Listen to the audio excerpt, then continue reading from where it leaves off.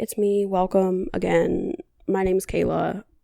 So for today, I have The Strangers that came out in 2008, and I had hyped this movie up for so long in my own head, and to say that it didn't meet my expectations would honestly be very generous, because it did not meet like a single expectation.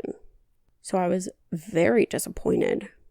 And like, I don't know, I guess I just have always heard people talk about it and say that it was supposed to be like this crazy, like super scary movie, and that's almost what I live for.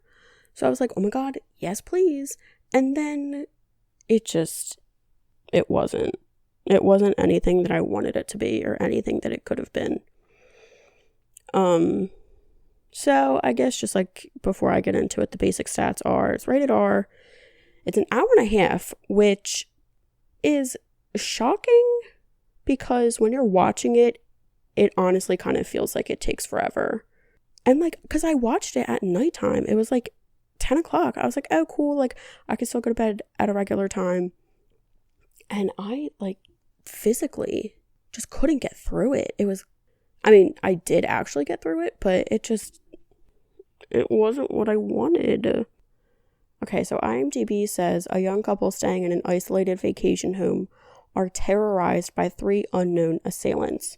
It starts off as if it's going to be super interesting, it starts off by saying it's based on true events, and I got super excited because the creepiest stories are always the real ones, and then to find out it's not even based on true events. It's basically, they say that because it's based on the fact that there's like whatever statistic of like violent crimes in America, and I'm like, to say that you base something off of a statistic is not based on true events. So I felt quite disrespected. But it did pique my interest at that point. And then it starts off with a 911 call. And I love me a 911 call. So it's these 2 children who found this crime scene. And I have to give it to them because the way that they start this movie off is like, I am hooked and I cannot wait to see how all these people die.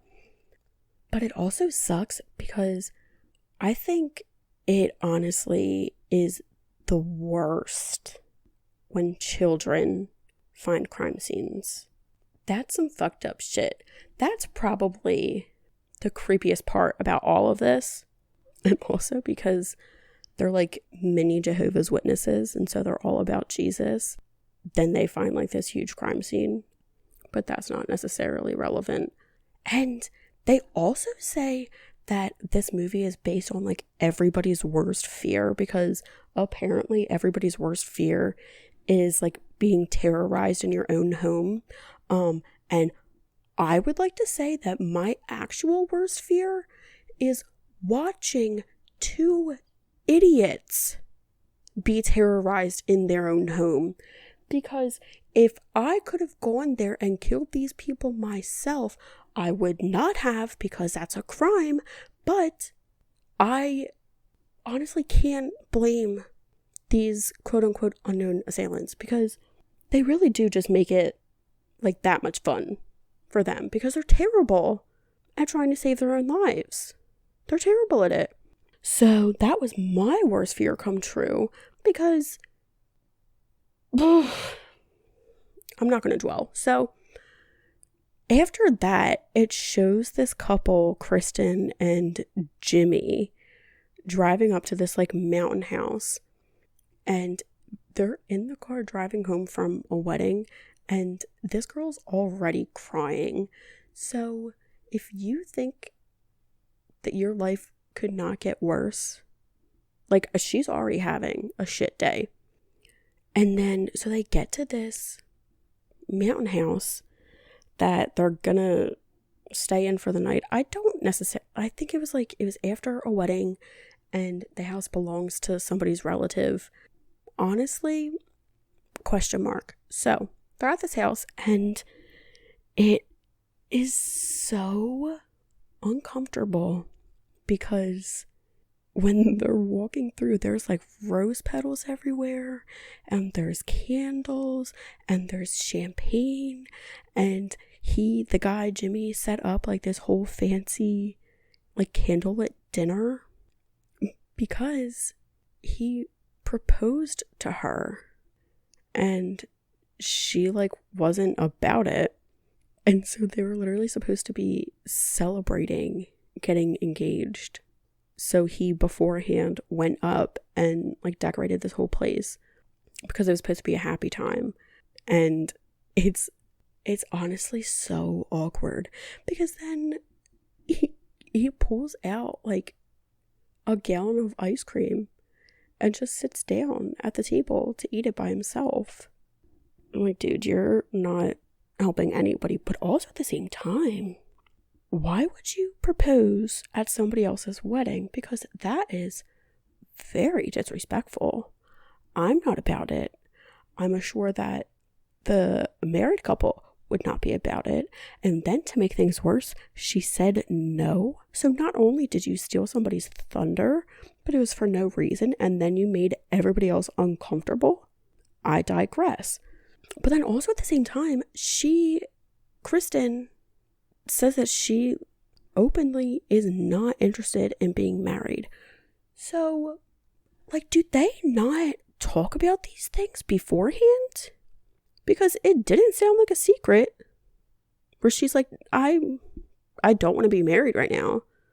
So then why did she get proposed to? Did he never mention, like, if you don't talk about marriage, then don't propose. I just don't get that. But he is living his own life. So let me see where I'm at. So they're like in their fields. I guess like, maybe they're not necessarily broken up because they're about to do the diggity, but then somebody's like banging on the door. And so then they go to open the door, and this blonde girl is like, is Tamara home? And they're like, no, goodbye. But when they looked out the window and then they finally opened the door, the porch light was off. And it was because like the light bulb was unscrewed. And I don't know if I'm making this up or if I'm like deciding that this is a thing, but I'm almost positive that I've heard that people who like try to burgle you turn off your porch lights so that like, or I mean, if they're like trying to attack you or something, because then when you look through the peephole, you can't see. I think that's a thing, but do I actually know? Obviously not. And then, oh my God, so then they tell her you have the wrong house, and her response is, see you later.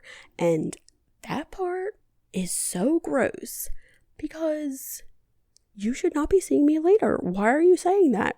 That was very uncomfortable. See, like, the beginning of this isn't as bad. I think up until like the next couple of minutes, it's actually pretty good. But then after that, it's just, ugh. Oh, and then James decides that he has to leave. So he's like, oh, like I really have to go buy some cigarettes. And if I'm her, like, okay, I'm not going to go through like all the bullshit of a person, like a girl needs a guy to like protect her or whatever, but excuse the hell out of me if I'm in a house where literally nobody's around whatsoever and you have people coming up to the door, don't leave me or I'll just like come with you.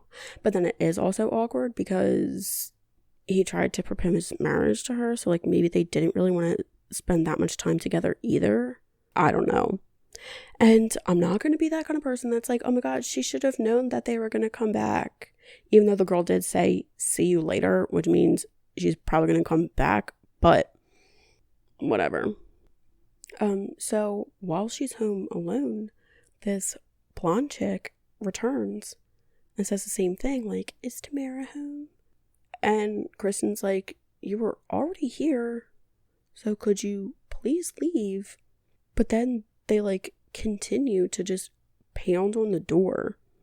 And like during all of this, her cell phone was dead, and then she plugged it in, and she like goes up to the front door and locks it. And I'm like, okay, why was the door not already locked if you're in there by yourself? I digress. So then she goes and gets her cell phone, and she fucking calls Jimmy. Why? Okay, I'm not going to say why, because I understand why. In that situation, you don't want to be dramatic, but yes, the hell you do. Be dramatic. Call the cops. This girl's terrorizing you. Obviously not like to that extreme of an extent, because all she's doing is like coming back and like banging on your door, but still, that's rude. And if she's not going to leave you alone, call the cops. And then once the cops are on their way, then you can call Jimmy and chit chat until he gets home. But no, so she calls him, and it's like, stay on the phone with me until you get back. No, make him come back and then call the cops. But whatever. Oh, and then while she's talking to him on the phone, she changes her clothes out of her wedding dress into jeans and a flannel shirt. Excuse you, whoever created this, any single person in the costume department, if you think that, they also said that it's 4:00 in the morning when this girl knocks on the door the first time. And she's, okay, sorry. I heard a noise. I don't know where I left off. I heard a noise in my house, and I thought that it was like the director coming at me for all of these comments, but I'm back.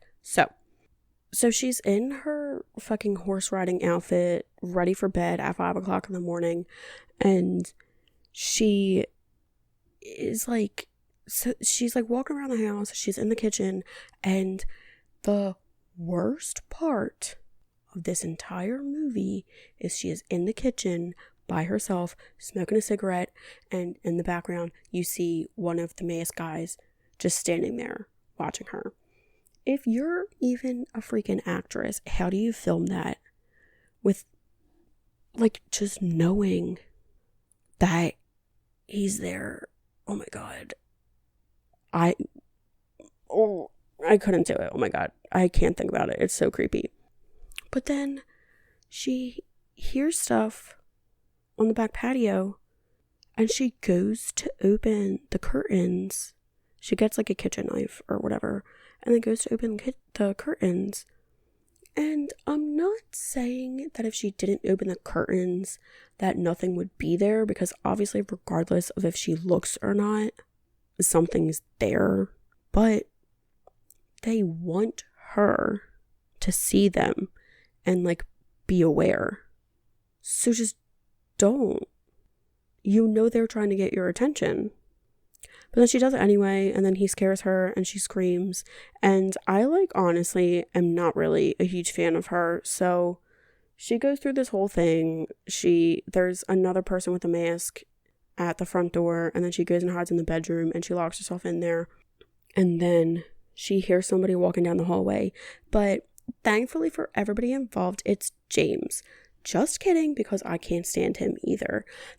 When he comes back, I honestly thought it was going to be one of those like cheesy, I guess maybe not cheesy, but like kind of the cliche where he's actually involved, because legitimately he does not believe anything she says. He thinks that she's going fucking crazy. And I'm like, you already know that this girl came to the house once, and then after you left, she came back again. And so then I like honestly thought that he was going to be behind it, because for what other reason is he treating her like she's a freaking idiot? But then he like walks around the house and decides that nobody's there. So like it's cool, there's no threat. No, that's what they want you to think. You dumpster fire of a person. But then her cell phone's missing because she like had charged it into the wall, and then she went to go find it again and it's gone, and somebody put it in the fireplace, and she's like, why would I put my cell phone in the fireplace, you dummy? And he's like, you're dumb actually, so shut up and stop being a girl. But like, why can you not just leave? He had already called his friend to come pick him up because they only have the one car because they were supposed to be engaged. So he already has his friend coming to pick him up. So he obviously wasn't even planning on staying there to begin with. So if you both want to leave, then just leave. But they don't. Or else there wouldn't be a movie. Real life, though, the one choice that they actually did right by me were these masks. Because that shit was nasty. Oh, and then James decides to let everybody know that he left his phone in the car when he came back, and then it's like, oh, you know what, don't even worry, I'll just go outside and grab it. And I'm like, you're not coming back if you decide to make this choice. He didn't care about what I had to say because he goes out and he does it anyway, and his car is all fucked up because they trashed it because they didn't want him to be able to leave. And I'm like, well, if you had made your choice sooner.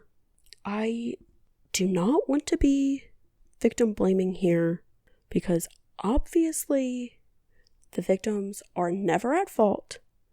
I would like for that to be noted, that those are my beliefs. The victim is never to blame for anything that happens to them. But just make some choices to help you out, please.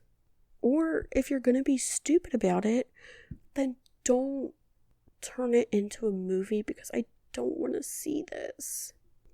Oh, so his car's all smashed, tires are cut up, and you hear what I thought were gunshots at first, but it was actually paintball gunshots coming at them. And so these people are revved up and ready to go. Like they want to play this game like it's freaking Saw 5.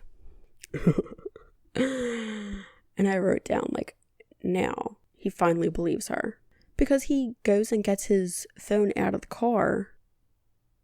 What the fuck was that? I'm so serious. If somebody's going to break into my house and kill me, it's going to be right now because why wouldn't it be? So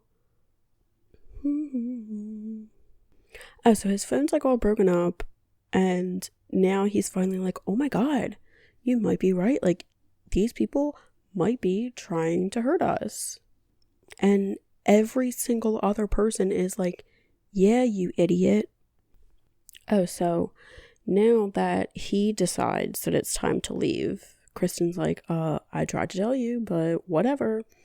So then they go out into the car and they try to drive away even though the tires are like all smacked up.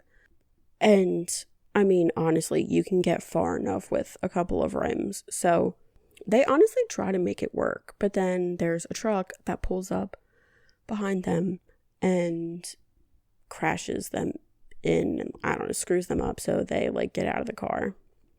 So they get out of the car, they go back into the house, and I think it was like his grandfather's cabin or something, or maybe his dad's, I don't know, somebody in his family, because they always used to have a shotgun. So he's looking all over for this gun and the bullets so that they can like try to kill people. And I'm like, great plan, love that. So he gets the gun, he gets some bullets, he shoots at the front door, and I don't think he doesn't get him, unfortunately.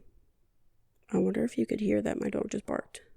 But so then after that, they run down the hallway and they hide in this little closet, and he basically, like, they just sit there with the gun pointed at the door waiting for people to show up, which could have been a good plan. But Jimmy's Mike friend, who is Dennis in It's Always Sunny, shows up because that's the friend that Jimmy called to take him home. So yeah, Mike shows up and he's ready to pick up Jimmy and take him home. And obviously things don't go well because we're like not even halfway through the movie. So maybe we are. Honestly, it's a short movie, but it goes like super slow. That's honestly not important. So Mike's there and he pulls up, he calls Jimmy. Obviously that didn't work because Jimmy's phone was all fucked up by these people that he didn't believe were there.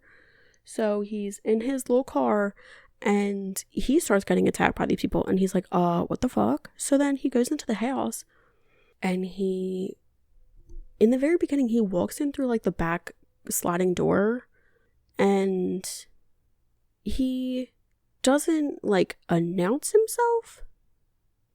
And I'm not saying that he needed to, but in that situation, if you know that there are people around and he saw that Jimmy's car was all fucked up on the outside, so are you not concerned? Like, if that were me, I don't know, because then like maybe the killer's still in there too.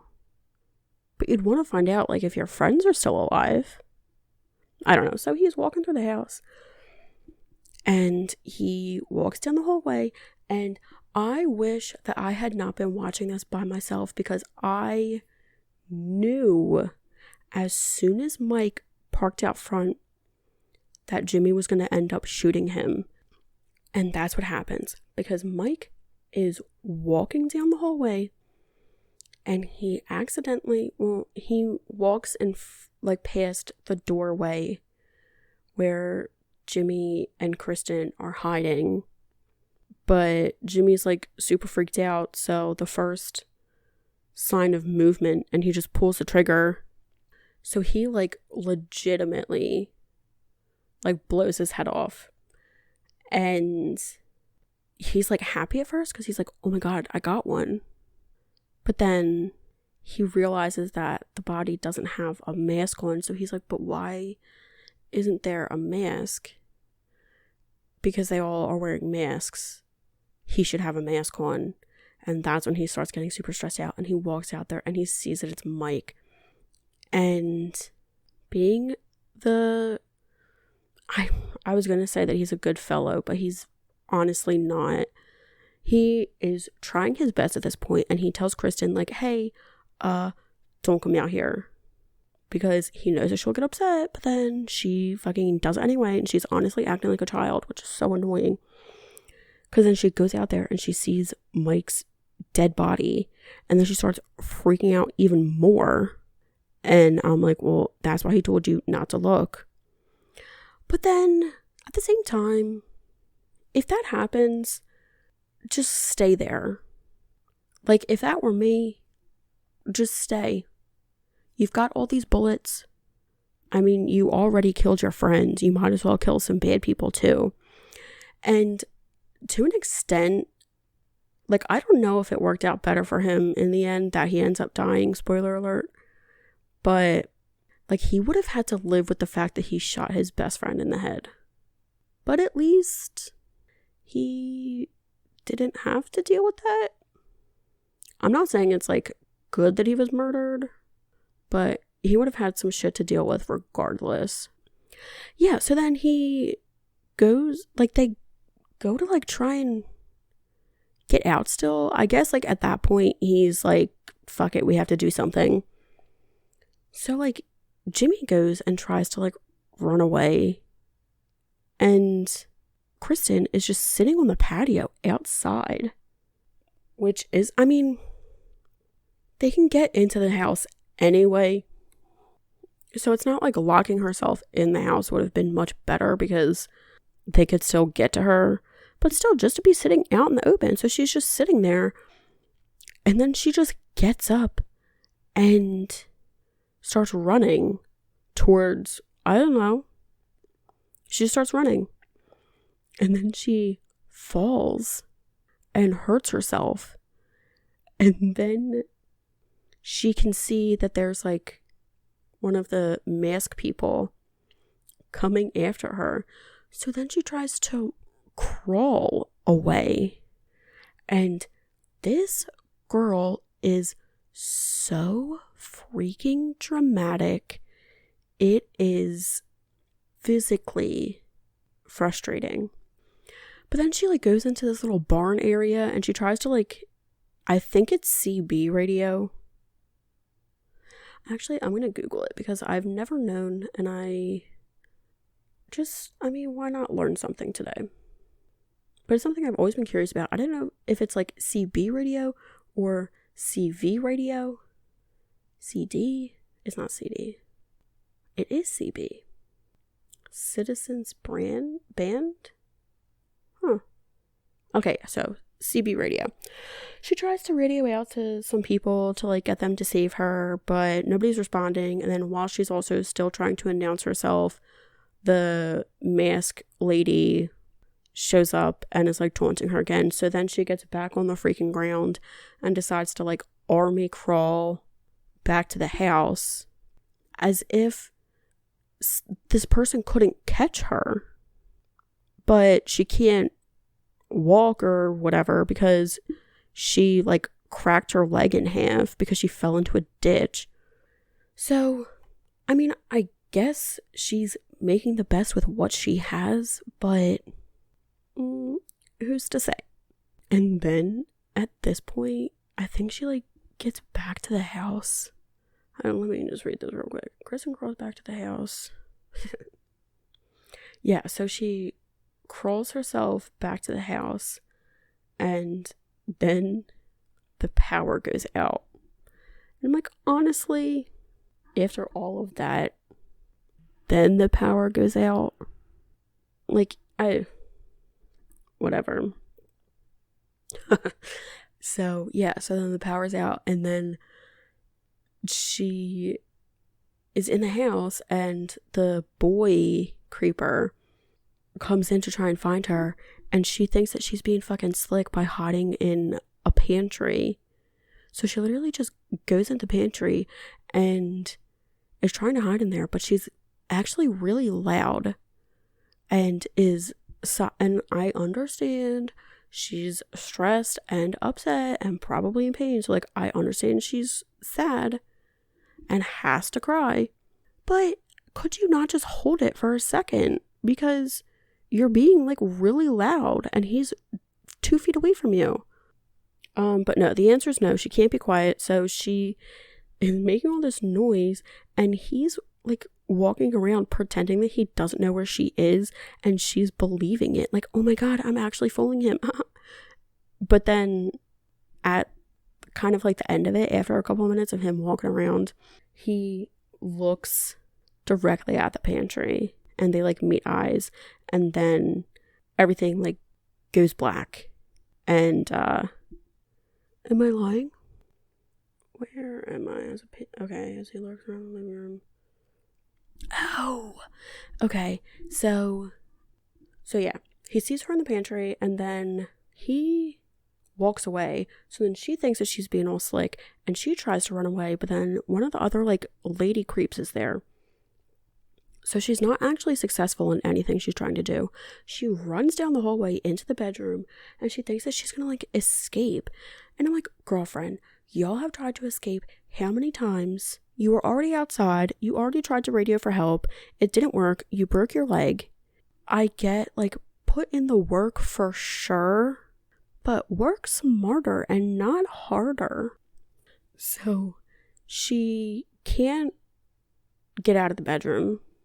And so then she starts to like slowly walk back towards the hallway and is like creeping up to like not be noticeable. I don't know. But the guy is already there waiting for her, and as she like walks out towards the doorway, he just like throws her against like the wall, and then she like falls to the ground and then drags her out to the living room. Jesus.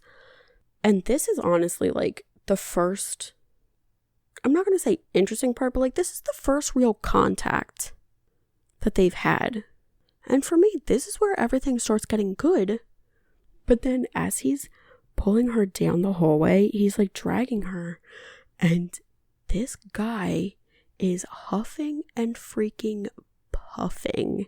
He is struggling so hard, as if he has done anything with his night other than walk around the house. Like, they haven't even fought anybody yet. And he already can't breathe.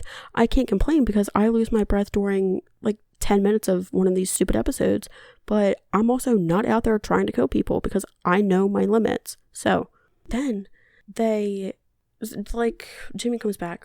Honestly, where the fuck has he been this whole time? Who knows? So he's back.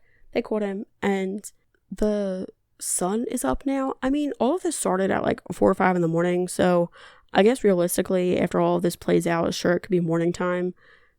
There are no specifics. So it's light out. And they're back in their wedding clothes. And she, at some point, had decided to put the engagement ring on. Because like in the very beginning, when he's eating his ice cream all sad and lonely, he gives her the ring. And she's like, what the fuck? I said no. And he's like, no, just keep it, whatever. So then she actually puts it on, and it's like cute because then she's like, I still love you. And I mean, I guess they can like die in love, but then so they're sitting there and they're tied to these chairs, and then they both just get stabbed. So while this is happening, they always freaking ask, why are you doing this? And I can tell you that there is almost never a reason why. Nobody cares about you that much.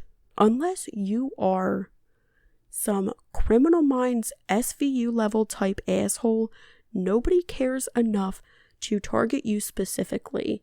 If somebody is that fucked in the head that they just literally want to torture you for hours and then kill you, there's no reason why. You're just unlucky.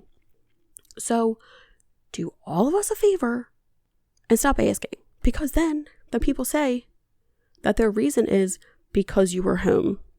The only reason that they picked these stupid people is because they're the only ones who answered the door when she was asking for her BFF Tamara.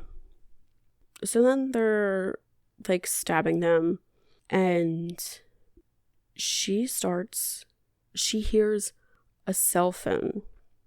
So she's not like all the way dead yet. James, I think, is like later dazed for sure. So she crawls down the hallway towards Mike's dead body, which I guess she's okay with at this point because she doesn't really have a choice not to be.